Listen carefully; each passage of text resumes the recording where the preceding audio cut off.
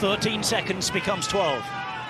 Still 3.7 kilometers to go, hairpin after hairpin. He's taking the lines better. He's bollocking down quicker. He is moving absolutely brilliantly here. There is Pogacar, there is Van der Poel, and it becomes 11 seconds, Robbie. Yeah, Gunner gaining all the time. He is giving it just 100% to get back on terms with these two. While these two up front, they're not giving quite everything, but it looks like Pogacar getting a little bit nervous about the return of Filippo Ganna, because three-rider sprint, much more complicated than two, much more to keep an eye on, so much more that can go wrong. He'd rather not have Filippo Ganna return. He might not have much choice, because Gunner's now on his territory. Gravity is now his friend for the big man on the descent of the Poggio. 7 seconds. Van der Poel having to sprint just to get back onto the wheel again. Just less than 3 kilometers to go. They've got us on the edge of the seat. It is absolutely heart-stopping, this. Well, these two riding within themselves on the descent. Look over the shoulder from Mathieu van der Poel, checking on the whereabouts of this man, Filippo Ganna. He's got them well in his sights, and that gap shrinking even more. 6 seconds now, hard left. This we saw Matej Mohoric nearly lose it into the front room. He's got past that tight section, always winding up tight of that corner. Through there, lower slopes, a lot of straight sections, almost at the bottom of the descent. And this is why we say this is so hard for Pogacar or anybody to win this race, because it's always alive right to the death. Even if, as it looked like Pogacar was going to ride everybody off his wheel, it's just not always possible. And Ganna, he looked like he'd gone at the start of the Poggio, but he is back, and he can see the prize up ahead. 2.2 k's to the finish. Descent is about to finish, and it's now the flat ride down to Via Roma.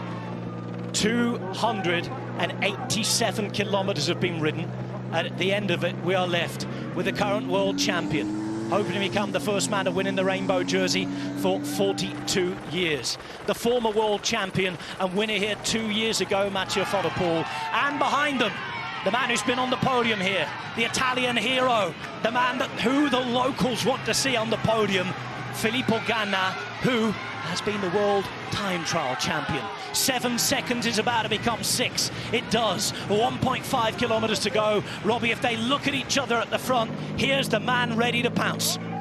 I think it's almost inevitable that Ganna is going to rejoin, because at some point these two will start to think about their own sprint, the way they're going to win this Milano-Sanremo. They're going to have to take the pressure off a little bit, and the intensity will drop.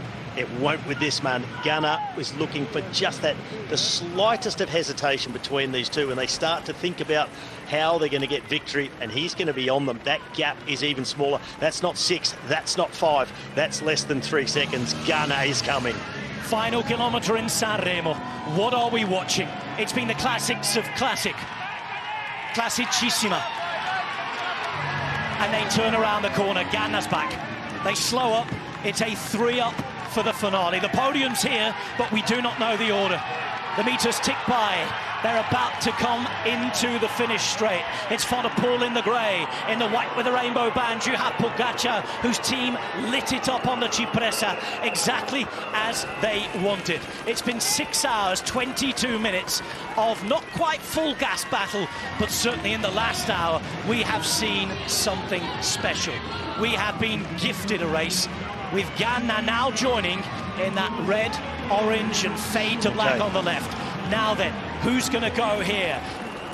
Pogacar off the back, waiting and ready to go. The meters tick by. They're all wary. They'll look at each other. Here is Van der Poel who launches it. It is Van der Poel who's gone at the front.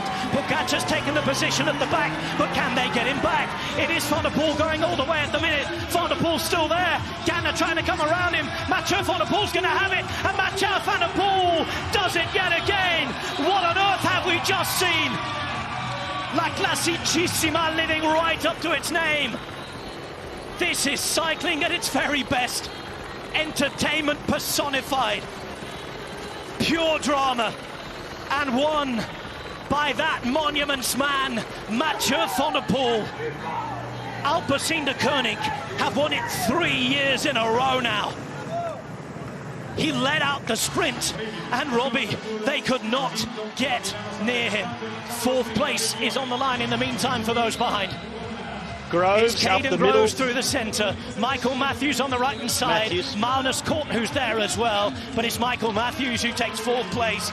And yet again, he is so close in the race he so loves. That was a race for the ages. That is a once-in-a-generation spectacle that we have just seen from Mathieu van der Poel, Tadej Pogacar, Filippo Ganna. Quite incredible. We have seen complete bike riders take each other on. Champions of champions. Amazing all-rounders. Pogacar looked like he was playing with them, but one man resisted. Mathieu van der Poel was stuck to the wheel, and in the only moment he was distanced, he gritted those teeth. He put that effort through the pedals, and he was there.